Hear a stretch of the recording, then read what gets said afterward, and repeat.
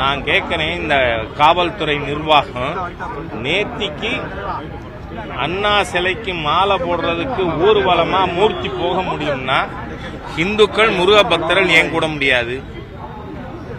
எவ்வளவு பெரிய சட்டத்திற்கு விரோதமானவர்கள், அரசியல் சட்டத்தின் எதிரியாக தமிழக காவல்துறை செயல்பட்டு இருக்கிறது. ஏன்னா நீங்க நேத்திக்கு 144 இருந்தது இல்ல, அந்த 144 இருக்கும் பொழுதே மூர்த்தி ஊர்வலமா போய் அண்ணா சிலைக்கு மாலை போடலாமா? முருக பக்தர்கள் கூட கூடாதா?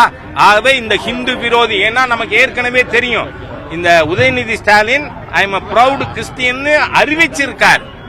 நீ ஹிந்து மதத்துக்கு விரோதமான ஒரு அரசாங்கங்கிறது பல விதங்கள்ல நிரூபிக்கப்பட்டிருக்கு.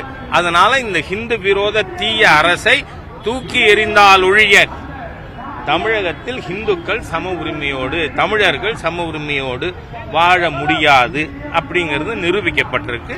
ஆகவே மக்கள் 26 இதற்கு சரியான பதில் அளிப்பார்கள்.